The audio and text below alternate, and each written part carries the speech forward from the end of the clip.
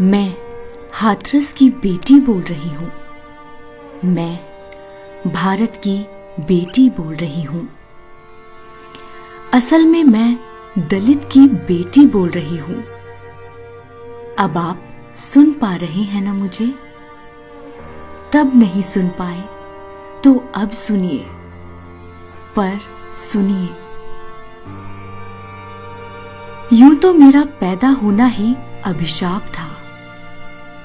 एक तो मैं औरत पैदा हुई और दूसरा दलित के घर में पैदा हुई। पूजते होंगे इस देश के लोग कन्याओं को देवी की तरह, लेकिन दलित की बेटी कोई देवी नहीं होती, क्योंकि दलित की बेटी होती है आसान शिकार।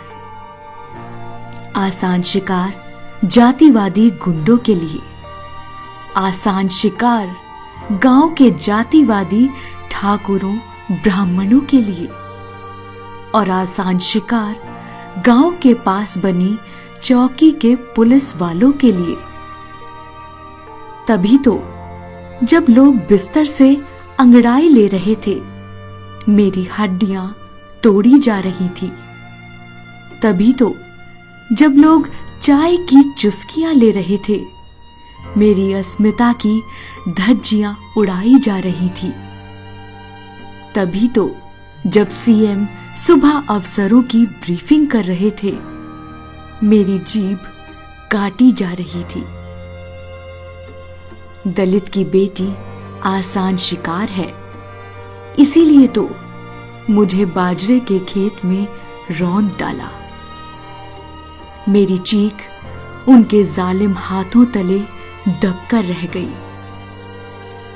मेरी छटपटाहट उन वहशियों को धकेल न पाई। मेरी सिसकियां किसी से कुछ कह न पाई। क्या आप महसूस कर सकते हैं उस दर्द को, उस पीड़ा को,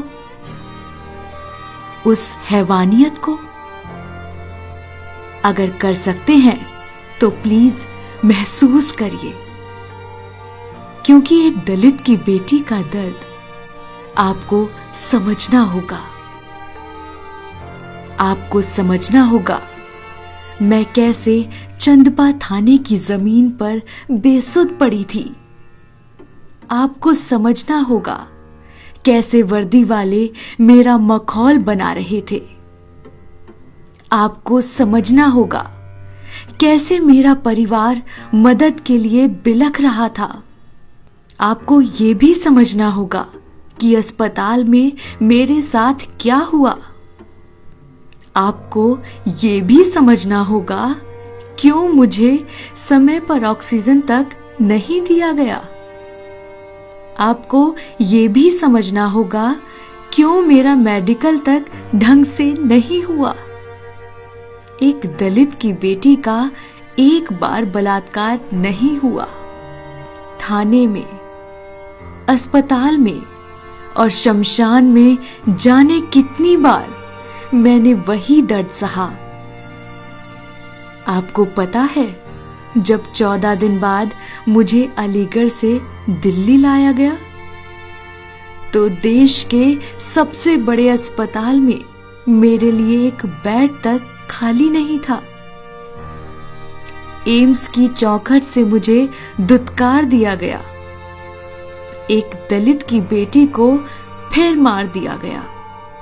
14 दिन तक मुझे इलाज के लिए भटकाया गया।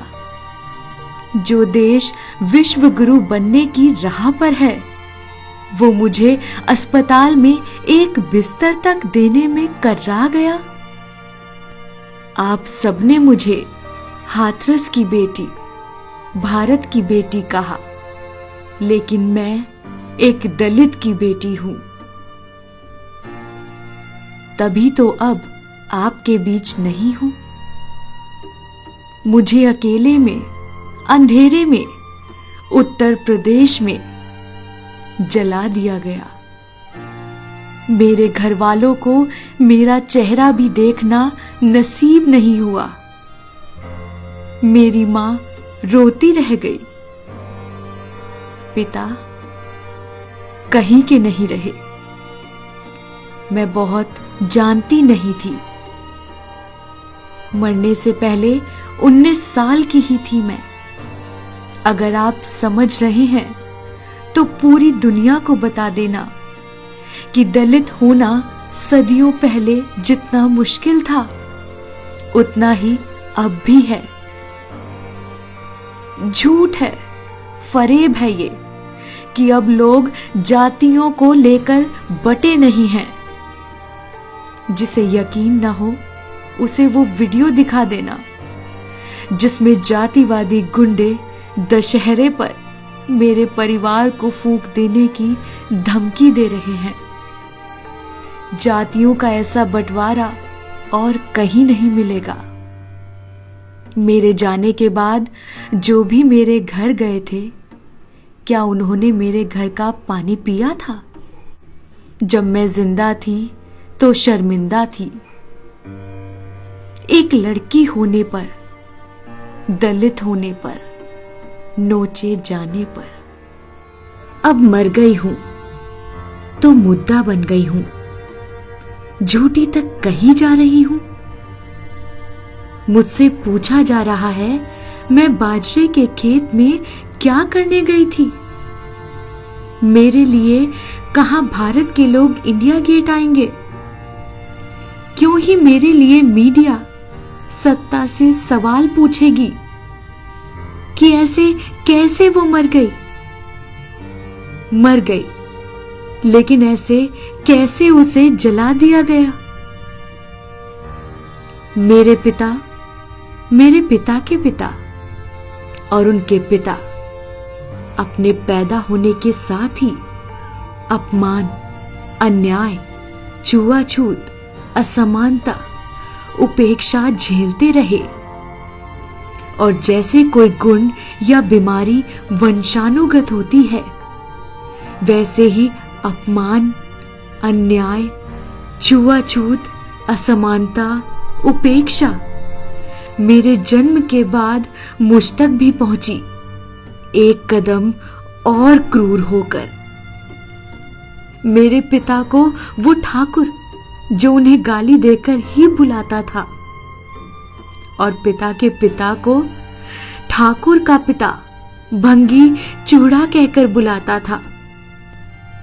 वैसे मुझे आपकी दया, सहानुभूति नहीं चाहिए, सिर्फ इसलिए कि मैं दलित हूं।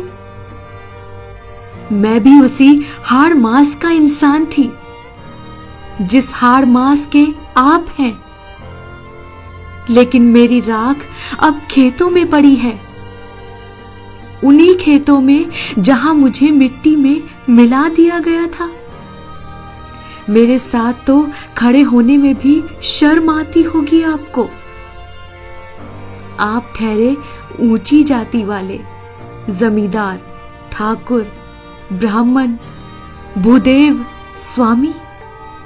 वैसे याद आता है द्रोणाचार्य मुझे, जो किताब में पढ़ा था मैंने। जिस गांव की गलियों में मेरा बचपन जाति के दंश को देखते हुए बीता, आज उसी गांव के जातिवादी गुंडे मेरे गुनहगारों के साथ खड़े हैं। सत्ता, सिस्टम और ब्राह्मणवाद का घिनौना गठजोड़ गलबहियां कर रहा है। लेकिन याद रखना, फूलन भी दलित की बेटी थी और मैं भी दलित की बेटी हूं।